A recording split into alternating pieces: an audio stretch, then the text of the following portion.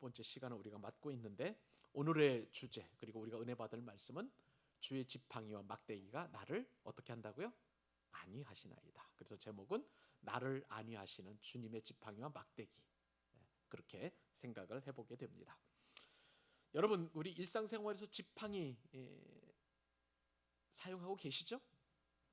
물론 이제 연세 드신 분들, 허리가 굽으신 분은 권사님들이나 집사님들은 그렇게 이제 허리를 보정하기 위해서 지팡이를 사용하지만, 그러나 건강한 우리도 지팡이와 막대기를 사용할 때가 종종 있습니다.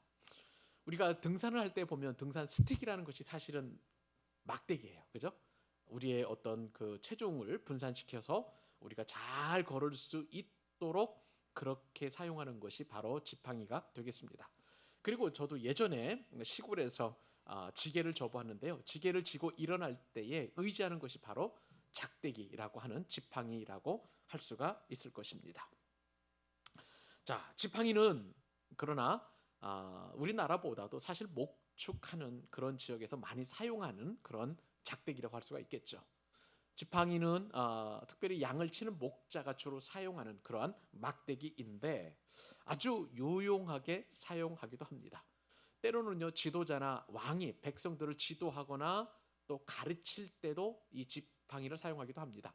사실 그것은 이제 훌이라고 하는 것인데요, 여러분 그 뭐 영화 같은 데 보면 왕이 이렇게 조그만 이렇게 막대기 같은 거, 이제 사실은 그게 뭐 쇠가 될 수도 있고 아니면 금으로 만든 그런 막대기일 수도 있고요, 대략 한 뭐 손가락부터 해서 팔 뒤꿈치 정도만한 그런 크기를 가지고 이렇게 지시하는 게 있잖아요. 장군들도 이렇게 어떤 현장에 나가서 군인들을 지시할 때 그런 막대기를 사용합니다.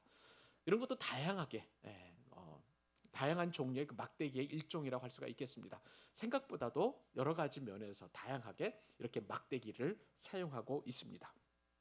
그런데요, 성경에 보면은 이 막대기가 굉장히 상징적으로 사용되고 있는 것을 알게 됩니다. 그것은 바로 주님의 지팡이라는 그러한 막대기라고 좀 할 수가 있을 것입니다.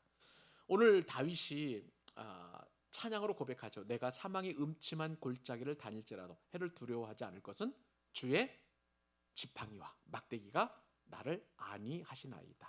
분명하게 다윗은 이렇게 주님의 지팡이라고 구분되이 그렇게 표현하면서 상징을 나타내고 있는 것을 보게 됩니다. 여러분, 성경에 보니까요, 이 지팡이가 아주 굉장히 유용하게 사용된 적이 여러 번 있습니다. 어느 날 보니까 출애굽기에 보면 여호와 하나님께서 호렙산에서 떨기나무 가운데 불꽃으로 나타나시죠. 그러면서 이 모세에게 사명을 주십니다. 저 압제당하는, 무려 430년 동안 애굽 땅에서 압제당하는 저 이스라엘 백성들을 구원해내라라는 그런 사명을 주시게 됩니다. 사실 이 명령을 받은 모세는 그리 달갑지 않은 그런 사명이었습니다. 우선 하나님 어떤 분이신지도 그가 자세히 몰랐었고요. 그렇기 때문에 지금 말씀하시는 당신 누구십니까? 물어서 우리가 예전에 살펴보았던 것처럼 하나님의 이름에 대해서 우리가 살펴볼 때에 풍성하게 그 은혜를 나눴던 적이 있었습니다. 여하튼 하나님께서 그렇게 모세를 부르셔서 이스라엘 백성들에게 이제 인도자로 그렇게 불러서 애굽 왕 바로에게 보내게 되었습니다. 근데 바로는 바로 앞에 나아가는 그런 모세 입장에서 보면 참 그것은 두려운 일이었어요. 우선은 모세는 우리가 잘 알다시피 애굽의 왕자이기는 했지만 그러나 동시에 살인자였습니다. 근데 이 살인자가 다시 제 발로 애굽 궁궐로 걸어간다? 그것은 나를 죽여주세요라는 뜻하고 같은 것이라고 할 수가 있을 것입니다.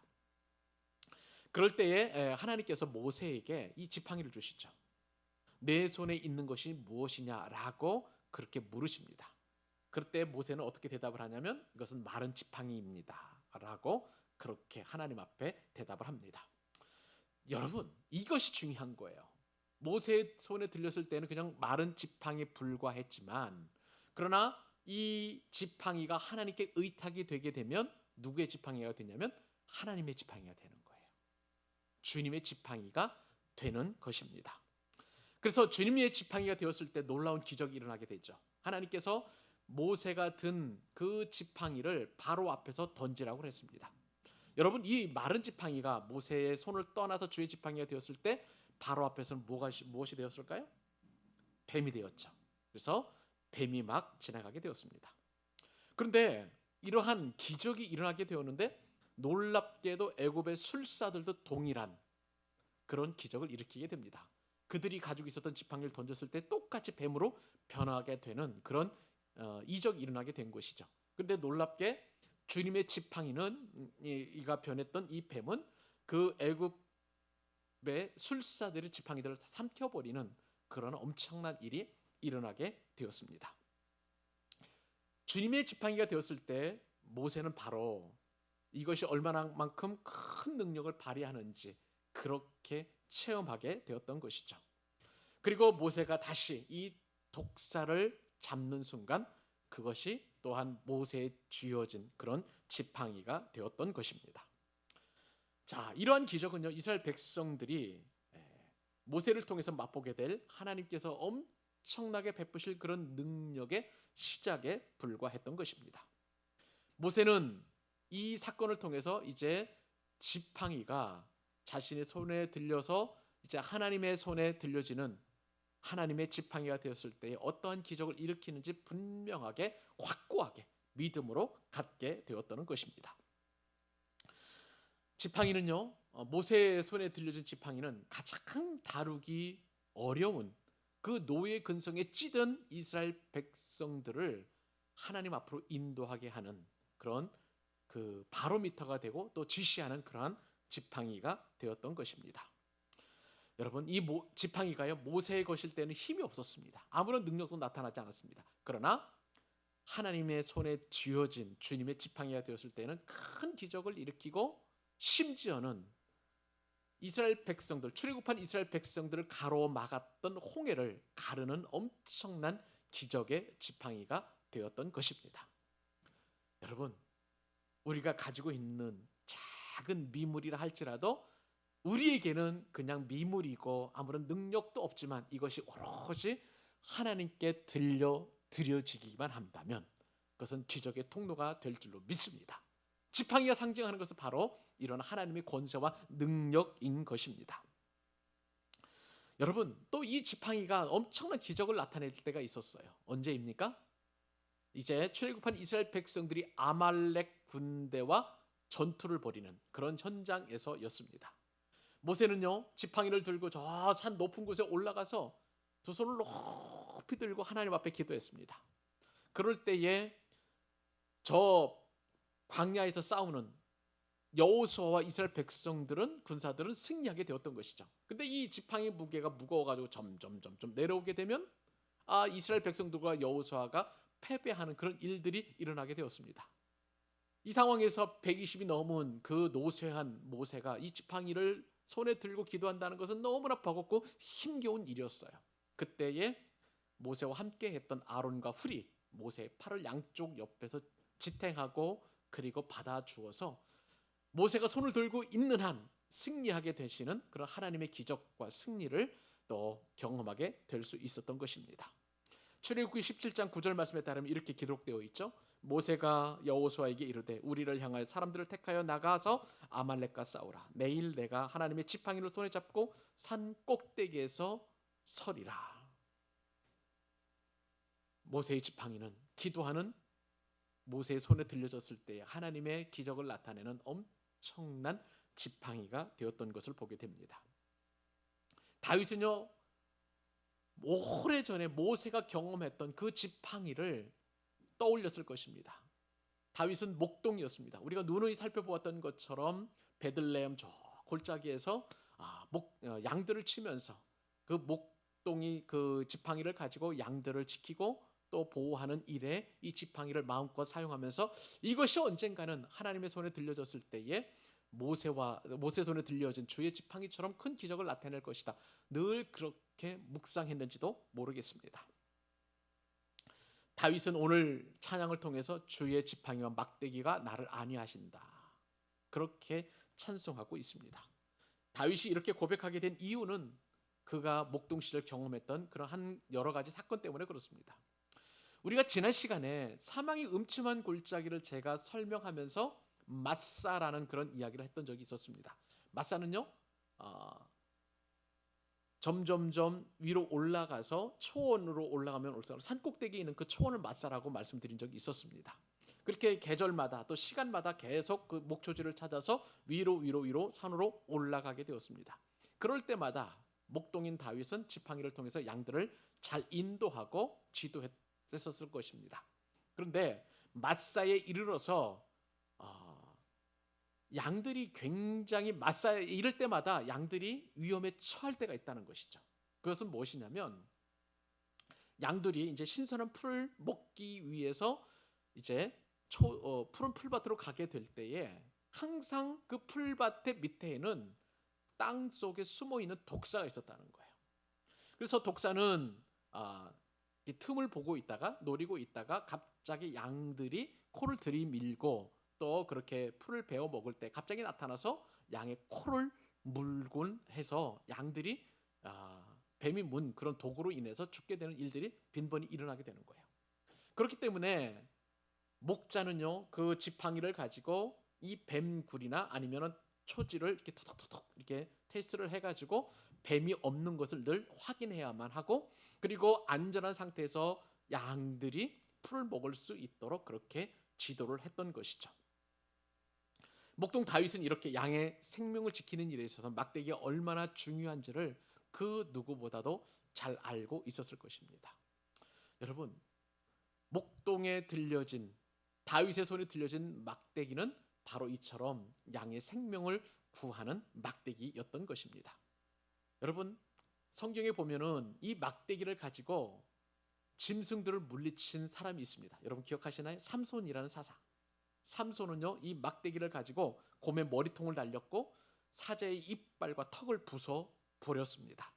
그리고 자신도 막대기로 양을 보호했던 그런 사사였던 것입니다. 다윗은 수많은 죽음의 문턱에서 경험한 것들을 토대로 해서 주님의 지팡이와 막대기가 나를 안위하신다라고 그렇게 찬송을 하게 되었던 것이죠. 근데 여기 한 가지 차이점이 있어요. 여러분, 목동은요, 한 가지 막대기만 들고 다닙니다. 그런데 오늘 본문에 보면 다윗은 막대기라고만 표현하는 것이 아니라 주님의 지팡이와 막대기라고 두 가지가 있음을 그렇게 찬양하고 있습니다. 여기에는요, 의미가 담겨져 있어요. 어떤 의미냐? 우리 한번 스가랴 말씀을 찾아봐야 되는데요.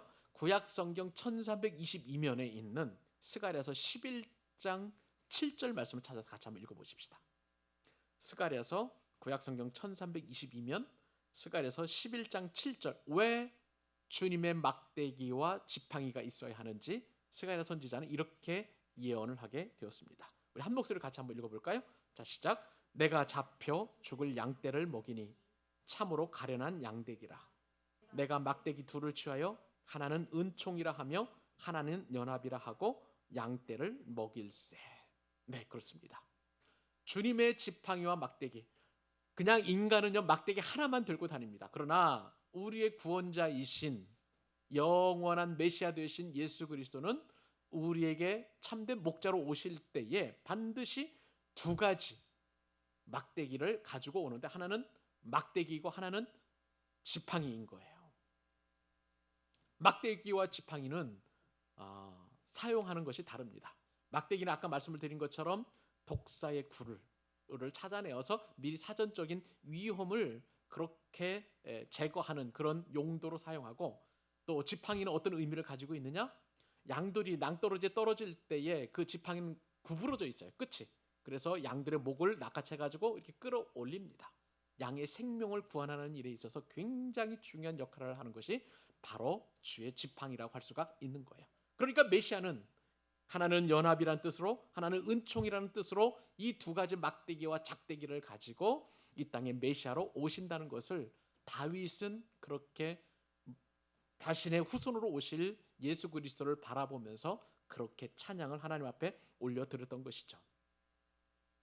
그렇습니다. 우리 주님은 선한 목자이신데 지팡이와 막대기를 가지고 이 땅에 우리들 가운데 오셔서 우리를 돌보시고 우리에게 생명의 꼴을 먹여주십니다. 누구보다도 예수님께서는 이러한 자신이 목자 되심을 분명하게 말씀하십니다. 마태복음 15장 24절 말씀에 따르면 예수께서 대답하여 이르시되 나는 이스라엘 집에 잃어버린 양 외에는 다른 데로 보내심을 받지 아니하였노라.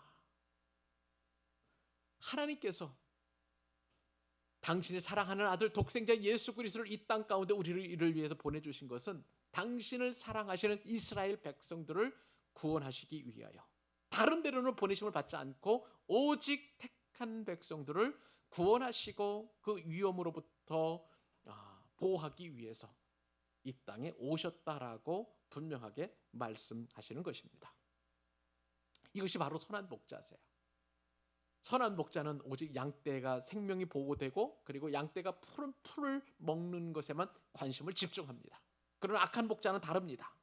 악한 목자는 양떼를 먹이는 일에는 관심이 없고 양이 주는 부산물에만 관심이 있는 거예요. 양의 젖을 착취하고 또 양털을 가지고 자신의 어떤 입을 것을 만들고 자신의 유익을 위해서 양을 잡습니다. 이것이 바로 악한 목자이고 도적과도 같은 그런 악한 목자임을 예수님께서는 분명히 말씀하셨습니다. 선한 목자이신 예수님 우리를 살리러 오셨지만 악한 목자인 저 사단의 후예들은 우리를 죽이러 이 땅에 옵니다. 선한 목자이신 예수님께서는 우리에게 생명의 양식을 주시지만 그러나 악한 목자는 우리에게 거짓의 꼴을 먹여서 우리로 하여금 영혼이 말라 비틀어 죽도록 그렇게 유도하는 것이죠. 이것은 너무나 차이가 있고 우리가 과연 누구를 의지해야 하는 것인가를 분명하게 알 수 있게 해주시는 그러한 은혜라고 할 수가 있는 것입니다. 사랑하는 여러분, 우리 이 밤에 이거 꼭 한 가지만 기억하십시다. 주님의 지팡이와 막대기가 나를 안위하시고 여러분 한 분 한 분들을 안위하시는 줄 믿으시기 바랍니다.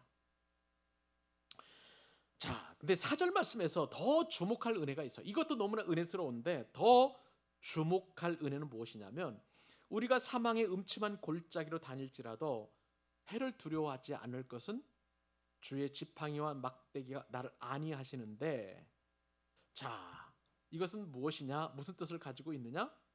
주님께서 우리와 함께 하신다는 그런 뜻입니다. 지팡이와 막대기를 가지고 계신 그 목자 되신 선한 목자 되신 예수님 우리와 멀리 떨어져 계시는 게 아니에요. 우리가 마음의 문을 열고 우리의 마음의 문을 두드리시는 그 예수님을 받아들이시기만 하면 영원토록 우리와 먹고 우리와 더불어 사신다는 것이 선한 목자이신 예수님께서 우리에게 주신 말씀이에요. 이 말씀은 조금도 변함이 없이 우리가 예수님을 영접하기만 하면 영원까지 지속되는 줄로 믿습니다. 우리가 심지어 사망의 음침한 골짜기를 다닐지라도 주께서 나와 함께 하시는 거, 임마누엘 하시는 거야. 그리고 주님의 지팡이와 막대기가 우리를 보호해 주시는 것입니다. 우리가 잘 될 때도, 흥왕할 때에도, 형통할 때에도 주님께서도 바로 그 자리에서 우리와 함께 하시는 것입니다. 이것이 바로 우리에게 주시는 놀라운 은혜이자 축복인 줄로 믿습니다. 그러면서 동시에 제가 더 큰 은혜를 받게 된 것은 뭐냐면 우리가 사망의 음침한 골짜기를 다닐 때에 주님의 지팡이와 막대기가 우리를 안위하신다고 했는데요. 여러분, 이것은 어떤 의미를 가지고 있느냐? 우리가 죽음에 이를 때에 주님께서 반드시 우리를 사망에서 보호해 주신다는 놀라운 축복이에요.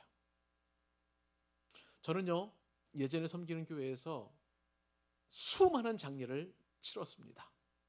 그런데 죽음 앞에서 한 번도 경험해 보지 않은 이 죽음 앞에서 아무리 믿음 좋은 분이라 할지라도 의심하고 두려워하고 염려하는 것을 제가 수없이 목격을 하게 되었어요. 장로님이라 할지라도 또 권사님이라 할지라도 또 심지어는 목회자라 할지라도 이 죽음이 드는 두려움은 누구도 피해갈 수 없는 것입니다.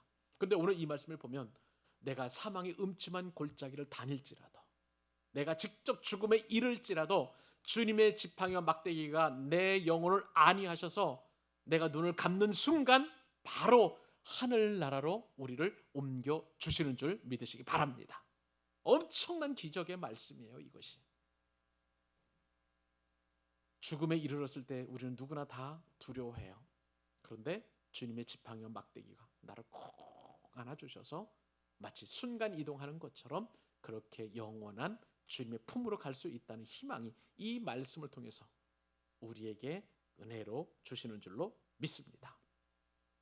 마지막 한 가지 더 은혜가 있어요. 주님의 지팡이와 막대기가 안위하시다 라고 말씀하셨는데, 이 안위라는 말이 너무나 기가 막힌 말씀이에요. 이 안위하다라는 말은 히브리 말로 나함이라는 단어를 씁니다. 동사이죠. 나함이라는 단어를 쓰고, 그 다음에 헬라어로 보니까 파리칼레오라는 그러한 단어를 쓰고 있습니다.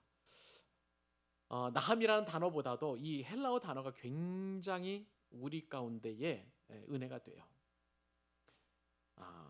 이 파리칼레오라는 단어는 뭐냐면 옆에서 도와주신다는 뜻을 가지고 있습니다. 옆에서 도와주신다. 여러분, 옆에서 도와주신다는 것은 굉장히 중요한 뜻을 가지고 있어요. 우리의 중보자라고 할 때에 이 중보자의 그 원어의 뜻은 뭐냐면 변론하다라는 말을 가지고 있습니다. 의미예요.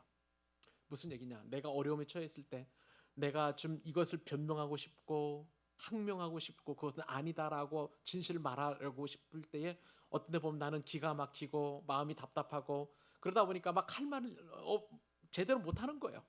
그럴 때에 성령께서는 나의 중보자가 되어주시고 나의 대언자가 되어주셔서 내가 해야 할 말들을 말씀해 주시는 거예요. 그래서 옆에서 도와주신다. 옆에서 도와주신다. 곁에서 도와주신다라는 그런 의미를 가지고 있어요. 안위하신다는 말은 바로 그 말입니다.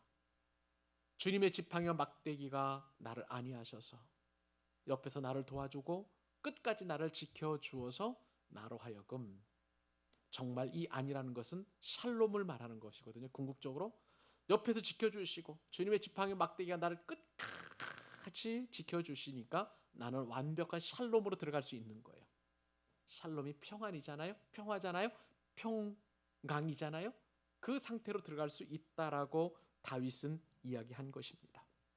실제로 다윗은 그 어떤 상황에서도 이처럼 샬롬을 늘 경험한 믿음의 사람이었습니다.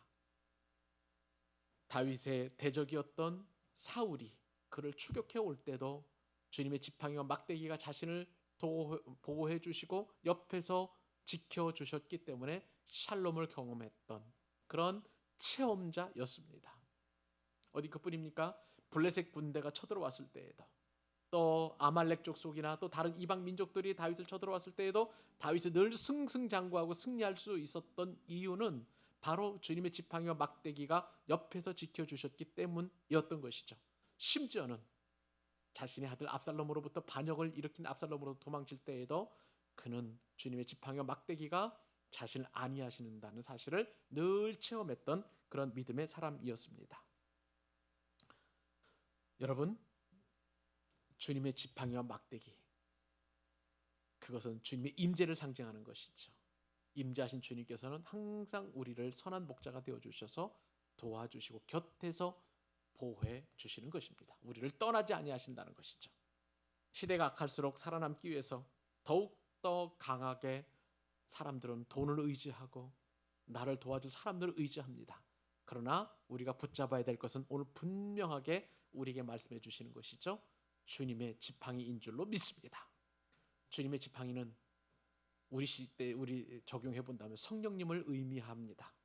우리가 성령님을 의지할 때 말씀을 드린 것처럼 권능이 거기서 나오는 거예요. 오직 성령이 우리에게 임하시면 우리가 권능을 받는다고 그랬어요. 이 권능이라는 말은 뚜나미스라는 단어인데 이것이 변형이 되면 다이나마이트가 되었습니다. 영어 단어가 이제 뚜나미스가 다이나마이트가 되었어요. 폭발적이고 강력한 힘으로 우리를 보호해 주시는 거예요. 그러니까 우리는 늘 성령 충만을 사모해야 되고 성령의 권능과 역사와 능력이 나타날 수 있도록 그렇게 사모해야 될 줄로 믿습니다. 사랑하는 여러분, 우리가 사망의 음침한 골짜기를 다닐지라도 실제로 죽음에 이르거나 내지는 그거와 유사한 어려움과 역경과 환난과 고난이 있다 할지라도 우리를 안온하게 살펴주시고 보호해 주시고 인도해 주시는 우리의 능력 되시는 성령님을 의지해서 우리가 지속적으로 샬롬을 경험해 나가는 저와 여러분들 되실 수 있길 주님의 이름으로 축복합니다.